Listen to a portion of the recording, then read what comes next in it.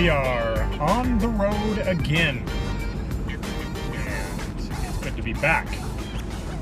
This time, I'm kind of breaking an obvious rule. My segment for Colowade News Now, that I'm very proud of, is called Silver State Sites, showcasing the most interesting places in Nevada to go check out. However, there is one place that is just across the California border that I've always wanted to go to,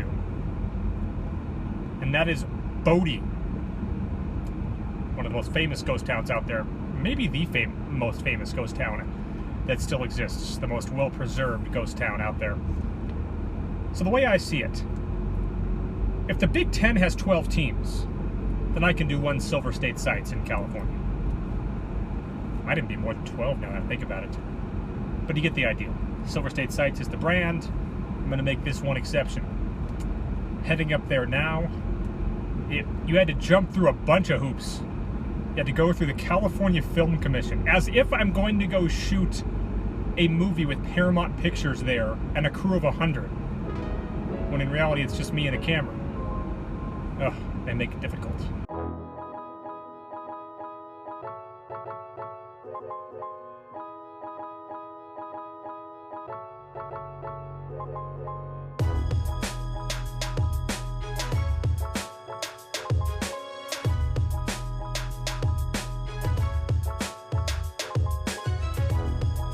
All right, we have made it.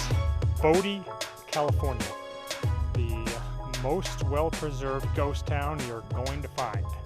Had to make this exception, had to do it for Silver State Sites, and it was well worth it. Just got a fantastic tour of the town by Caitlin, one of the rangers here. She was great, and I couldn't be happier that I made this decision to make this trip out here. You can see the stamp mill is what's behind me here.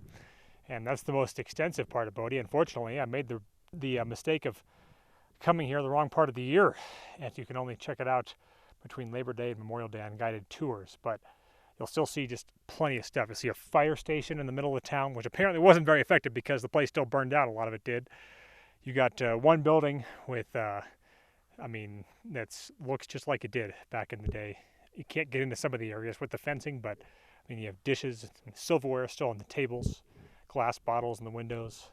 You're just not going to see this anywhere else. So definitely worth checking out. I first learned about this, as I'm sure some of you did, on the show Life After People on the History Channel, and they aired that probably about a decade ago, is my guess. And it was really cool then, and still is worth seeing now. So I'd highly recommend checking it out if you get the chance. About 2.5 hours from Reno, and I don't know how far from the Bay Area, but right off of Highway 395, and then a short trip off-road to get here. All right, getting a walk in throughout the streets of Bodie. Really cool stuff, if you're into the historical stuff like I am. One of the amazing things is a couple of these houses are actually employee homes.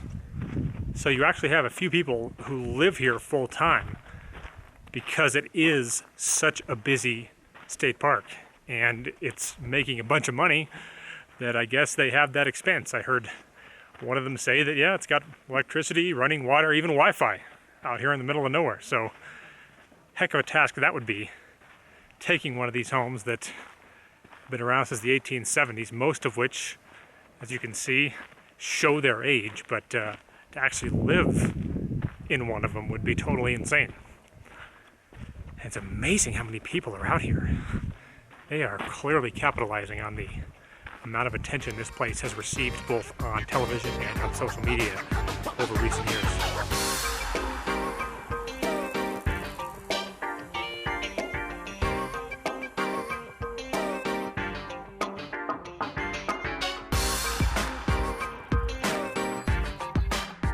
In at the Carson Valley Inn to grab something to eat, and they actually have a poker room.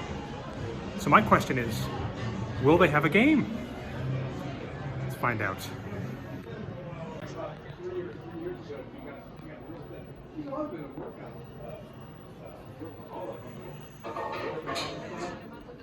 She is a worker. Shannon, I went and helped her when we got A couple of employees just milling about. No game here in Minden, Nevada. But hey, I can get $5.99 chicken fried steak and eggs all day, so there's that.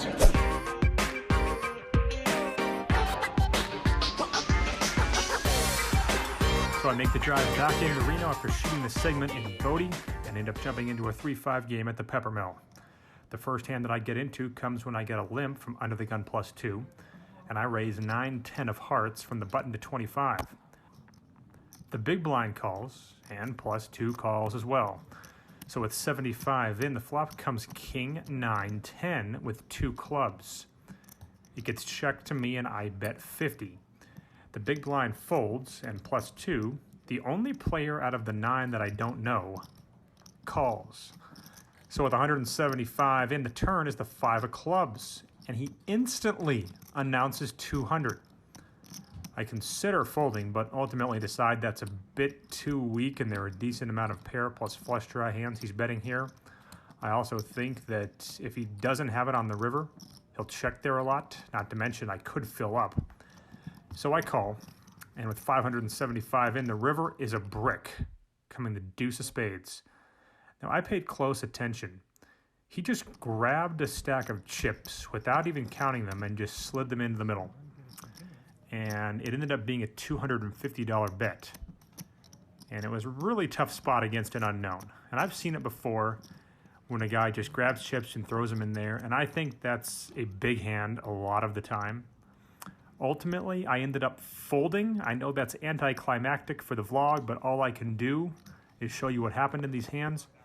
And by observing how he played the rest of the day, I went on to think that it was a pretty good fold.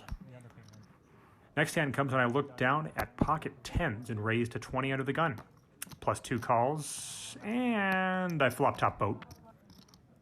10 deuce deuce with 2 spades. I check, and +2 bets out for 25.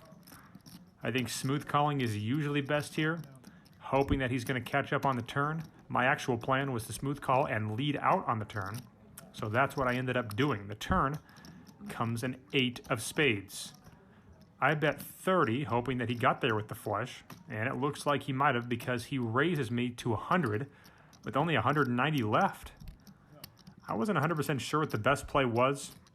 I didn't want the river to kill my action, so I just shipped all in, and unfortunately for me, he basically snap folded. He later told me that he had ace-king of clubs. Fortunately for him, it wasn't ace-king of spades.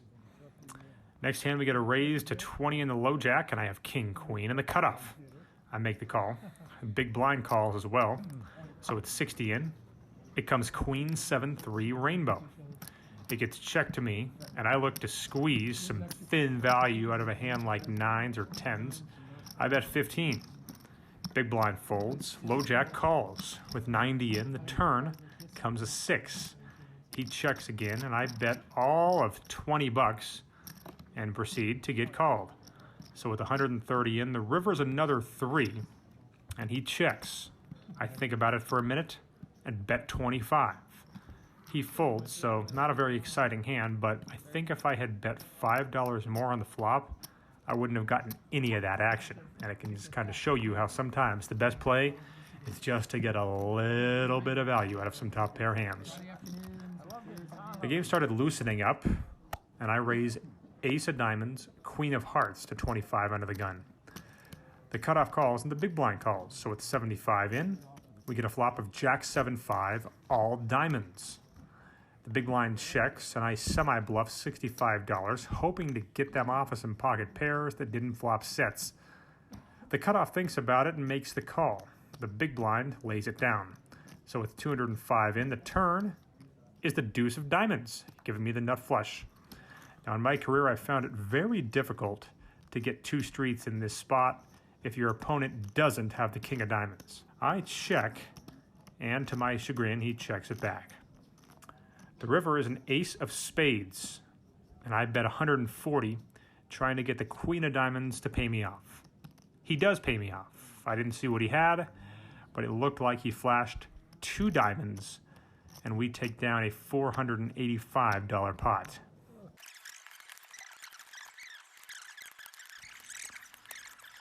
I raise from +2 with 9-10 of clubs. Both blinds call. So with 45 in, the flop is King 3-3 rainbow. I bet 20, and we get one call. With 85 in, the turn is the Queen of Diamonds. He checks and I check it back. The river is the Jack of Hearts, giving me a very hidden straight. He bets out for 25, and I raise to 75, wanting him to call with King Jack or a hand like that. He thinks for a second and does call, which obviously should mean I'm good, right? No. He shows King 3 offsuit for a flopped boat. I thought it was odd that he just smooth called my flop bet in the manner that he did, and now I know why, and I lose a $235 pot, which I guess could have been worse. I stopped recording hands at that point, and unfortunately, things did not go well for me, as I ended up only booking a small win on the day. All right, before I wrap this vlog up, I am here at the Capri Ballroom inside the Peppermill, and as you can see, preparations are underway for Run It Up Reno. This is where all the tournaments will be happening. This is where the streamers will be here. They'll be streaming live. Vloggers will be here vlogging this thing, and I predict this will be the biggest edition of Run It Up Reno of all time. So if you've never been out here, you gotta come. It's just the fact of the matter is you gotta come, and you'll be able to talk to the streamers you know, the vloggers you know, and just have plenty of fun playing low buy-in tournaments and playing in what should be some really good cash games. So on the next edition of this vlog, I'll be checking in once again from Run It Up Reno.